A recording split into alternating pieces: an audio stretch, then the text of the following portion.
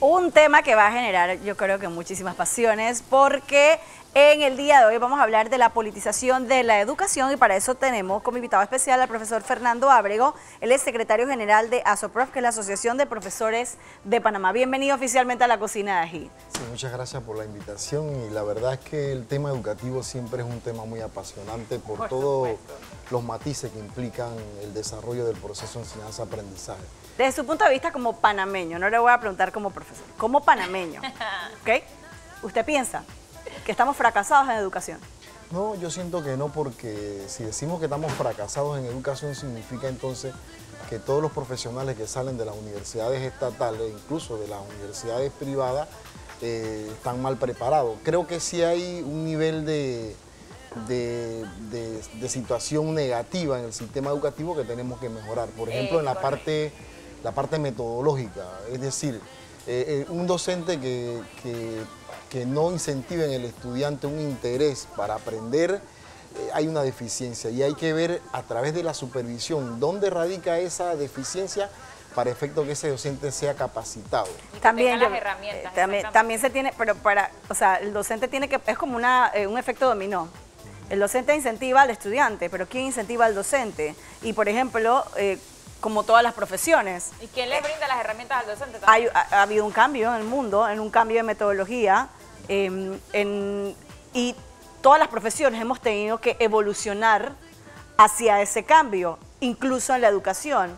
Desde mi punto de vista, yo siento que no hemos evolucionado al ritmo que debiésemos haber evolucionado. Claro, lo que pasa es que el sistema educativo panameño ha pasado por muchas crisis. Por ejemplo, por mucho tiempo la parte metodológica era el conductismo, donde el estudiante se sentaba en su banca 8 periodos de clase solamente recibiendo los conocimientos que el docente le podría brindar. Eso lógicamente ha cambiado con la evolución de las tecnologías. Claro. Google, tú puedes buscar en Google cualquier tipo de información, aunque sabemos que en el internet hay mucha información que es lo que llaman información basura, pero de todos modos brinda por lo menos información, pero tiene también información valiosa. Pero fíjese, aquí hay un tema, por ejemplo, de la capacitación.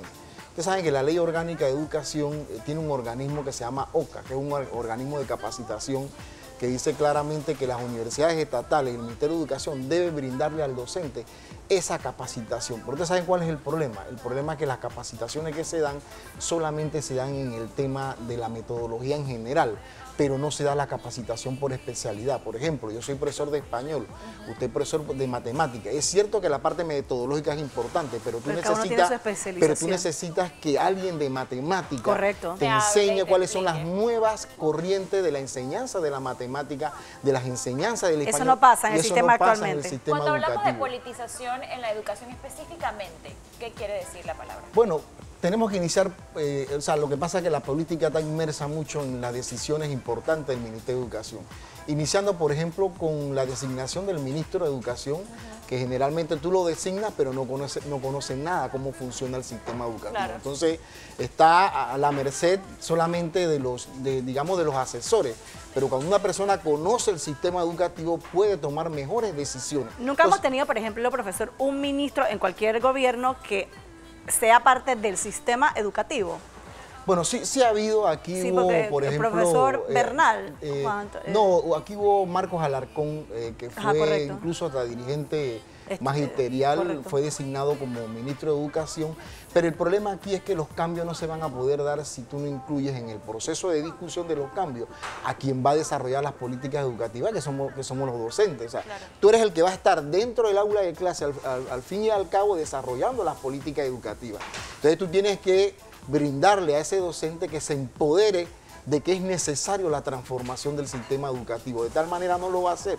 Entonces, el sistema educativo panameño adolece de una serie de deficiencias que hay que tomar medidas al respecto. Miren, por ejemplo, a nivel de la tecnología, nosotros tenemos internet para todos, que está en algunos, no está en todos los colegios, en algunos colegios grandes de las áreas urbanas. Pero ese internet para todos es internet para nadie, o sea, no funciona. Entonces, ese es un tema. El otro tema también es darle las herramientas tecnológicas por ejemplo, a los laboratorios de informática, a los laboratorios de ciencia, de la parte tecnológica y de la parte humanística también, para nosotros poder avanzar en materia de desarrollo en el proceso de enseñanza-aprendizaje. Nosotros, el Ministerio de Educación tiene más de 22 direcciones nacionales. Eso es parte de la politización. ¿Por qué? Porque aquí no se trata de ir creando más direcciones nacionales, sino se trata de la voluntad y de que nosotros como país discutamos. Ya se ha dado muchos diálogos, es cierto, pero que discutamos qué tipo de educación nosotros queremos. Sé que la ruta ya está escrita, o sea, ya se han sentado miles de veces Claro, hay que actualizar. durante muchos gobiernos. Claro. Ahora, o sea, previo a una elección, pues simplemente falta la parte ejecutoria, porque ya los estudios están, ya se han sentado muchas veces con los docentes o con todas las partes involucradas. Desde mi punto de vista, yo pienso es que cada 5 años se cambia el libro, porque aquí no se hace política de Estado, sino política acorde con el ministro que está sentado en esa Bueno, silla. yo creo que usted ha dicho una gran verdad, y ese es el gran tema. El tema es que la educación siempre es un plan de gobierno, no es un plan tema de Estado. Es que independientemente O sea, llega un que llegue ministro el gobierno, y quita, vamos a Exacto. quitar. ¿Qué fue la materia que quitaron hace, no sé, hace un tiempo atrás? Hace Bueno, poco? por ejemplo, la asignatura de psicología con la transformación curricular se eliminó y más que todo las materias que da un psicólogo ahora es ética. Y ética ahora cuando entra un profesor de esa especialidad se queda con la hora de ética y el profesor de psicología, que es importante en todos estos procesos de enseñanza-aprendizaje, los aportes que pueda dar un psicólogo prácticamente se ha quedado sin hora. HRP, por ejemplo, historia de Panamá con los Estados Unidos. relaciones Panamá con Estados Nosotros no podemos tener un estudiante ajeno a la historia patria. No. Es que eso es, o sea, yo no recuerdo quién fue, pero, o sea, ¿cómo, Mira, ¿cómo tú vas a quitar, yo voy a decir cómo algo. tú vas a quitar parte de la historia que el país que no, o la país que no conoce o reconoce su historia, pues no tiene rumbo? Entonces las nuevas generaciones pues están creciendo sin apreciar realmente por qué hoy por hoy somos un país soberano y por todas las luchas que se hicieron históricamente en nuestro país para llegar a ser el país que somos hoy por hoy. Entonces No si voy- tú quitas eso, No, ¿qué- me encanta que usted diga que en educación no estamos fracasados, pero tenemos muchas cosas por mejorar, definitivamente. Pero yo creo que la respuesta a que realmente tenemos un sistema muy deficiente es el gran vuelco. Yo sé que hay muchos padres de familia que hacen un gran esfuerzo por mandar a sus hijos al sistema privado. Me va a poner mal humor. Y realmente con eso usted ya se da cuenta que tenemos un gran problema a nivel educativo. Muchísimos padres deciden migrar a escuelas privadas porque realmente, siendo muy sinceros, salen mejor capacitados. Entonces tenemos un gran problema y también de oportunidades. La educación nos enfocamos muchísimo en el tema Panamá Centro. ¿Y qué pasa con las áreas alejadas en las que no tenemos el nivel educativo para nada? En que hay salones multigrado. No tiene sentido. ¿Qué pasa con las huelgas escolares que se dan en todo el año? Y yo no puedo tener a mi hijo lastimosamente en una escuela oficial porque simplemente de los meses que va a estar en el colegio, 6 de ellos estoy en huelga o se nos cayó el techo o se nos infectó de ratas o se nos vino la fibra de vidrio abajo. Entonces, ¿qué hay que hacer? Realmente yo me pregunto, ¿qué hay que hacer? ¿Será que renovamos por completo el Ministerio de Educación? ¿Hay que sacar a todas las personas? ¿Hay que hacer una purga? Realmente, porque Panamá es un país muy rico y tenemos todo para invertir en educación, pero no lo estamos haciendo. Entonces, ¿qué podemos hacer? Sí, lo que pasa es que en nuestro país ciertamente hay crecimiento económico, pero no hay desarrollo económico que va de la mano con el desarrollo humano. Y es cierto que se dan paralizaciones por huelga de los educadores, eso es una realidad y no es un secreto. No, para no es un nada. secreto para nada.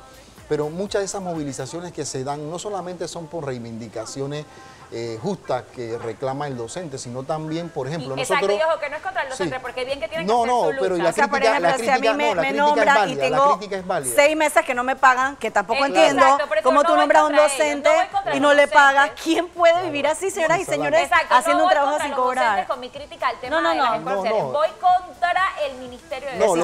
lo que pasa es que la crítica es válida. ¿Y por qué es válida? Porque lo que pasa es que nosotros hemos exigido que se cumpla con el artículo 266 de la ley orgánica, la ley 47 de 1946. El artículo 266 dice que el Producto Interno Bruto del país, el 6% debe ser invertido. Nosotros invertimos solamente el 3.5%. Eso es más o menos 2.500 millones de dólares. Pero cuando la gente escucha 2.500 millones de dólares, piensa que es para el Meduca. No, ahí te lo tienes que distribuir a todas las universidades estatales, UDELA, UNACHI, la Universidad de Panamá, las direcciones regionales, PANDEPORTE, INAC, y FARU. Es decir, usted distribuye la mayor cantidad de ese presupuesto, lógicamente es para el Ministerio de Educación, y se pero va el en 90% planilla. se va en el Eso tema de la hace poco planilla. estábamos hablando y alguien me hizo como una... Claro. A mí me da un colapso. sí. Entonces, mira el tema, del, mira el tema, del por grueso ejemplo. se va es en salarios. Entonces, mira el tema, por ejemplo, Costa Rica invierte el 7% del Producto Interno Bruto. Claro. Pero el tema de Costa Rica, que en Costa Rica hay investigación educativa de cuál es el hombre y la mujer costarricense, que la sociedad costarricense ha planteado que quieren un futuro. Aquí nosotros, por ejemplo, hemos dejado de un lado los estudiantes superdotados. Aquí no hay espacio físico para que esos estudiantes superdotados no se vayan a estudiar en el extranjero y se quedan en otros países. Entonces, esos estudiantes especiales nosotros lo estamos dejando de lado y es triste y lamentable que esas cosas no estén sucediendo, porque tenemos un desarrollo, un crecimiento económico, pero no estamos canalizando y no le estamos dando importancia al desarrollo humano. Ahora yo me voy con la línea del desarrollo humano.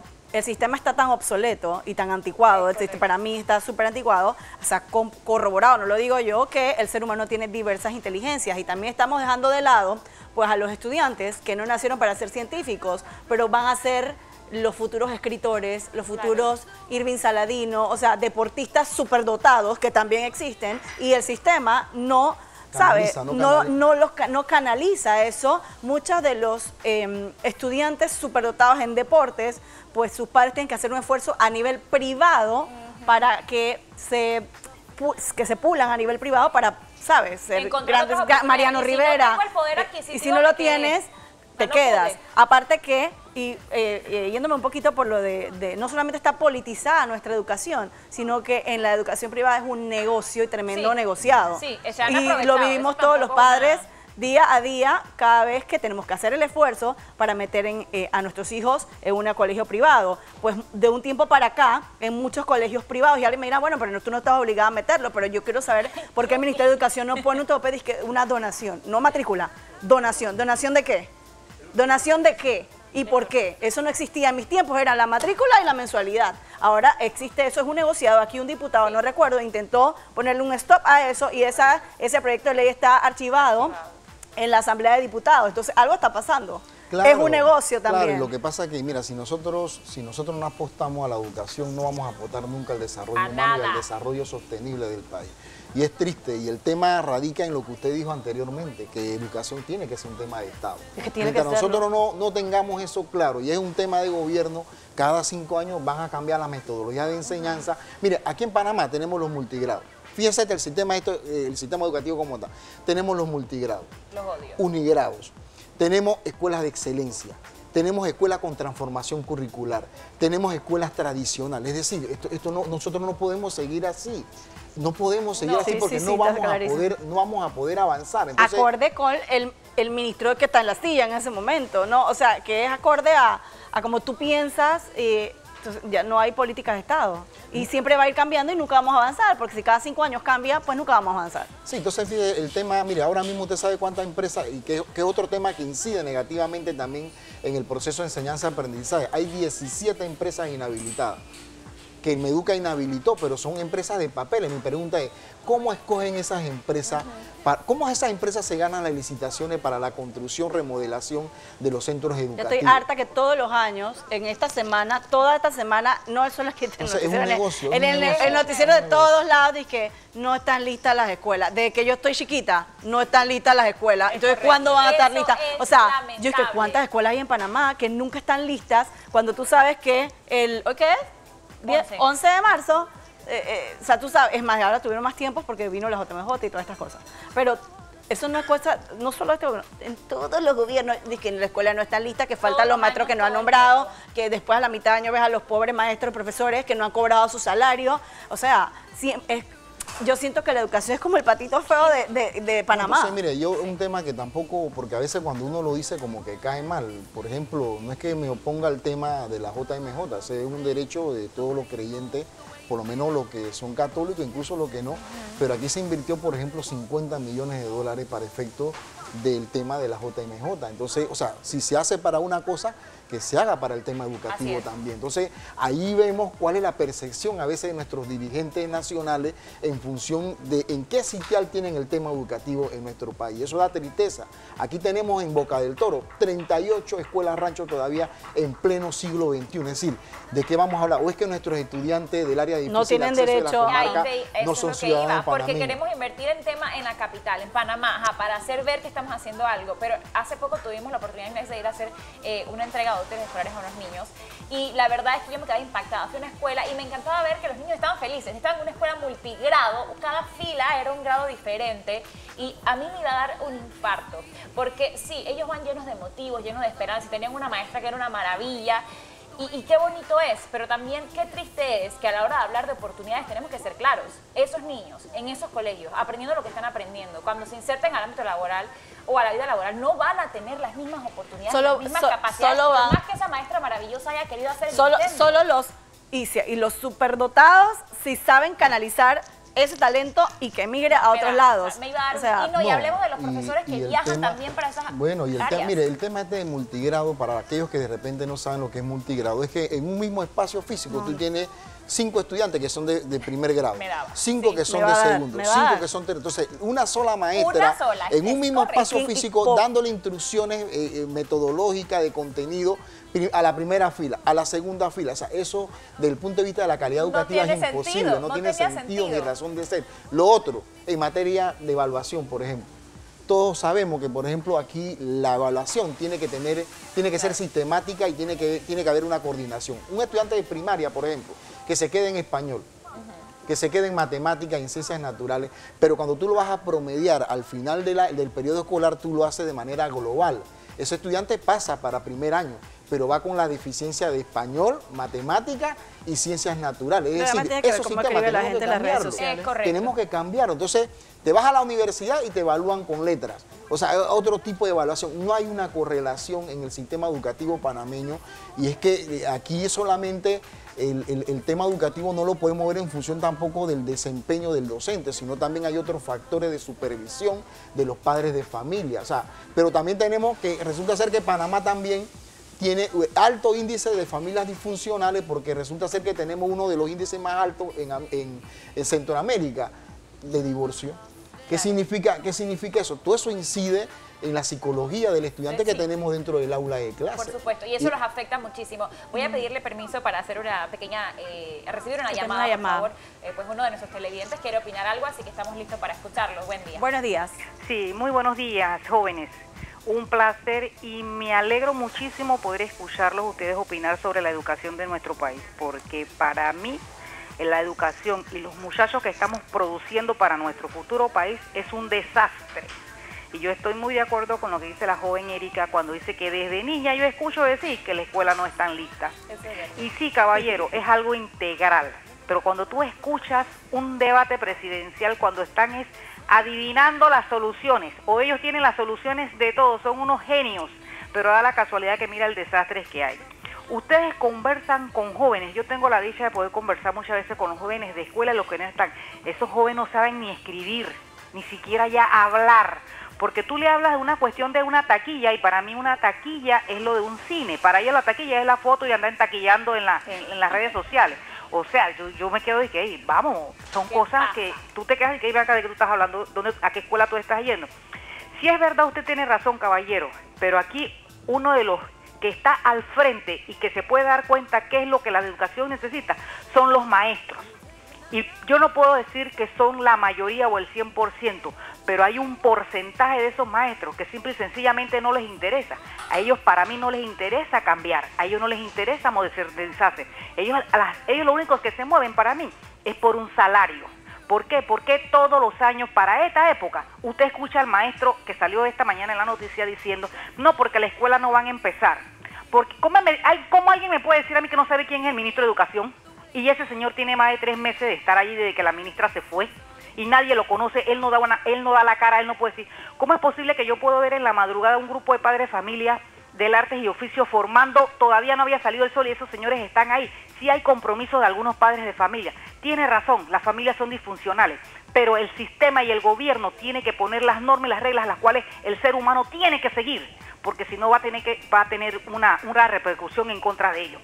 Pero nosotros no podemos a la juventud, que es el futuro nuestro, de esa manera, que vayan a venir otros de afuera a disfrutar de los que nuestro país, la que nos vio nacer, nos está dando a nosotros para poder surgir. Que pasen muy buen día y un excelente tema, y espero que esto mejore, porque da una tristeza ver la juventud de mi país, y ya sea en el ámbito público como privado. Feliz día, muchísimas gracias. La verdad que nuestro especialista está tratando de dejar claro realmente que tenemos que cambiar. No, es que este tema de educación es un tema apasionado, pero fíjese, nosotros somos uno de los pocos países de la región en la que realmente el tema educativo ha sido postergado. Eso es una realidad. El que no lo quiera reconocer. Porque no quieren pagar el precio político. Bueno, no sé, no tanto el precio político. Claro que sí, porque hay que hacer cambios. Bueno, eso conlleva un precio político, y nadie quiere, porque después en 5 años no va a votar por mí. Oiga, pero esto para qué está ahí. O sea, para tomar decisiones. Y hay veces que los cambios generan crítica.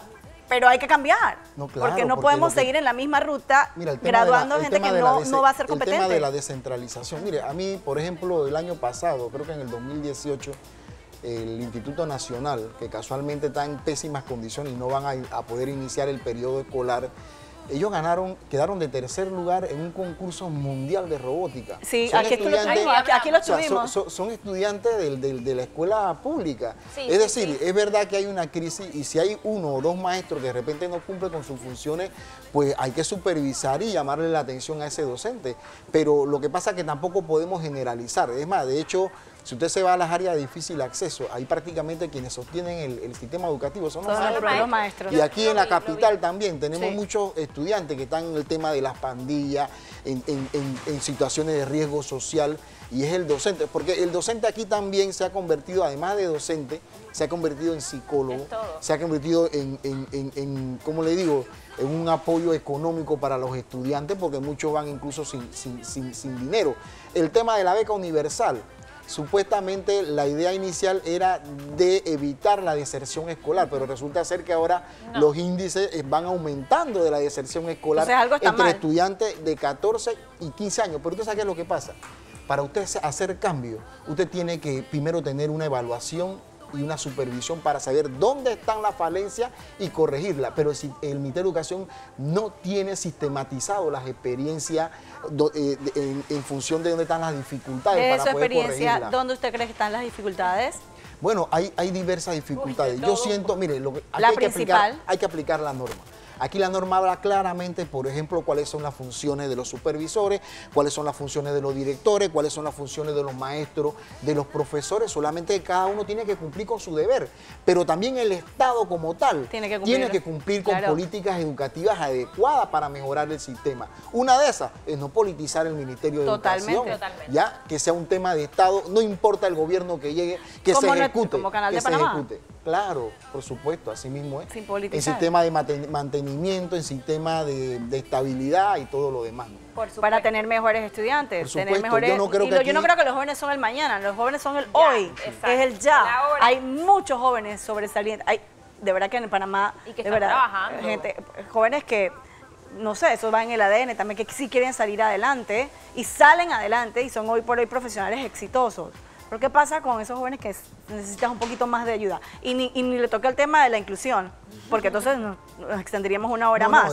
También las personas que tienen una condición, pues qué lío que vayan a estudiar cuando la educación es un derecho universal, pero también tienes que tener profesores y maestros preparados para atender esa población que también tiene el mismo derecho. Ojo, cuando las escuelas públicas y algunas privadas también no tienen la infraestructura, ni siquiera rampas para de repente alguien que tiene una condición que no puede caminar, que esa es su condición y no tiene accesibilidad a una escuela, porque no tiene las infraestructuras correspondientes. Por supuesto, entonces, mira, hasta cuestiones mínimas como una rampa, por ejemplo. Usted ve que en los centros educativos, incluso de aquí de la ciudad capital, no la tienen. Sí, no hay. Cuestiones mínimas si las de aquí no la tienes, no preguntes por la del interior. Ni quiero saber, no interior. Y bueno, tenemos que ser entes fiscalizadores. Gracias, profesor Fernando, ¿verdad?, por acompañarnos esta mañana. Gracias a ustedes. Y la verdad que tenemos que ser fiscalizadores. Yo creo que cada vez que debatimos un tema de esta índole, terminamos diciendo lo mismo, y es que tenemos a varios candidatos sobre la palestra que están haciendo debates, entonces vamos a cuestionarlos, vamos a preguntarlos qué van a hacer, y no solo qué van a hacer, sino cómo lo van a hacer y cuándo lo pretenden hacer. Seamos ese ente que realmente está allí para fiscalizar que las cosas que prometen le hace se las cumplan, propuestas. y no votemos por el favor, voto. Hashtag no como vote dicen, el voto. por allí, por favor, porque lo vemos como, ay, sí, no voy a votar por este porque me va a dar un sí, pero no sabes realmente cómo eso te va a afectar el día de mañana en el desarrollo de todo un país. Así que es, mucho cuidado con muchísimo cuidado. Y analizar simplemente con seriedad, porque ya todo el mundo sabe. Yo creo que todo el mundo sabe los 3 ejes que nos falta, o sea, que hay que mejorar en nuestro país. Y la educación, Es uno. creo que es el principal. Educación y salud, para mí, son los 2 que están en cuidados intensivos. Y también depende de nosotros. Y la producción, tienes totalmente la razón. Son esos 3 ejes. Ya se han dado muchos diálogos, pero no veo nadie que ejecute. Yo creo que aquí falta alguien con ganas de ejecutar realmente y sacar adelante poco a poco, en consenso, y aunque a veces hay algunas partes que no estén de acuerdo o sea, en consenso y consultando con los que tienen que consultar. No se va a poder complacer a todos, porque así es la vida, tú no puedes complacer a todo el mundo tampoco, y también las partes llegar a una conciliación por el bien de la educación, no ser tan egoístas dentro de no, que se hace como yo digo o no se hace y yo tranco esto, tampoco es así, porque uno tiene que aprender a negociar en la vida. Gracias por estar con nosotros, profesor.